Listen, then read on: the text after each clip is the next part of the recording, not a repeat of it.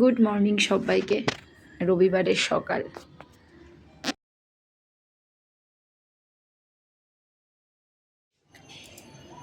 আজকে প্রতিদিনের রবিবারের মতো আজকে রবিবারটা আমার দেরিতে হয়নি, সকালটা একটু তাড়াতাড়ি হয়েছিল। এখন মোটামুটি 6:30 মতো বাজে। বারান্দাটায় এসে দেখলাম দারুণ একটা আবহাওয়া। মানে প্রথমত ভোরের আবহাওয়া তো অবশ্যই সুন্দর, প্রচণ্ড মনোরম হয়, খুব শান্ত।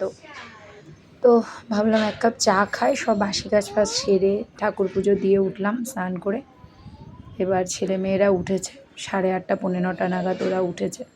এখন ওদের পরীক্ষা চলছে, তবে মেয়ের পরীক্ষাটা এখন চলছে, ছেলেরটা চলছে, মেয়েটা শেষ হলো।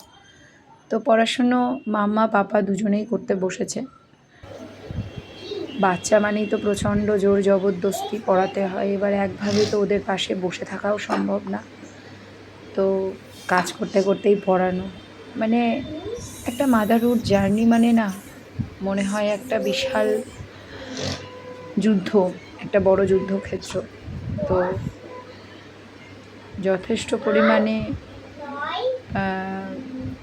এনার্জি নিয়ে, যথেষ্ট পরিমাণে দায়িত্ব নিয়ে, যথেষ্ট পরিমাণে একটা মানে ভরসাযোগ্য বিশ্বাসযোগ্য অভিভাবক হয়ে উঠতে গেলে তার পেছনে অনেকটা যুদ্ধ বা লড়াই থাকে।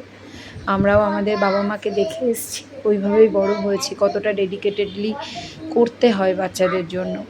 চেষ্টা করি ওইভাবেই করার।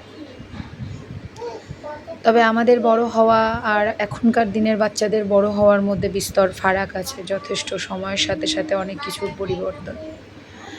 তো সেগুলিরই একটা ছোট্ট মর্নিং ব্লগ তোমাদের সঙ্গে শেয়ার করছি। সকালে লিকার চা খেয়েছি, বাচ্চাদের পড়াতে পড়াতেই। ওর বাবা উঠলে তারপরে আবার একটু চা খাবো, তারপরে জলখাবার টাবারের ব্যবস্থা করব। এই নিয়ে আজকে সকাল, রবিবার। কালকে রাত্রে বিরিয়ানি করা হয়েছিল, তো বেশ অনেকটা পড়ে আছে, ভাবলাম ওটা দিয়ে খানিকটা হয়ে যাবে। তাছাড়াও আছে টুচকাচ রান্না, একটু মাছের ঝোল আছে, কালকে কুমড়ো পাতা চচ্চড়ি করেছিলাম, কুমড়োর ডগা, সেটাও আছে।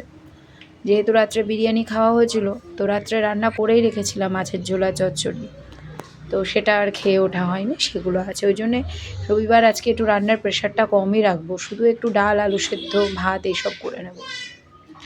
2 কাপ চা করে নিলাম। বাচ্চাদের পড়ানোর টাইমটার মধ্যে না আমি কোনো কাজ রাখি না, যেভাবেই হোক ওই খুচখাচ একটু আধটু হাতের কাজ করলাম, জামা কাপড় ভাঁজ করা। আসল কথা, পরিপাটি করে রাখা বাচ্চাদের ঘরে কখনোই সম্ভব হয় না। এই গোছাচ্ছি, এই দেখি নোংরা হয়ে যায়।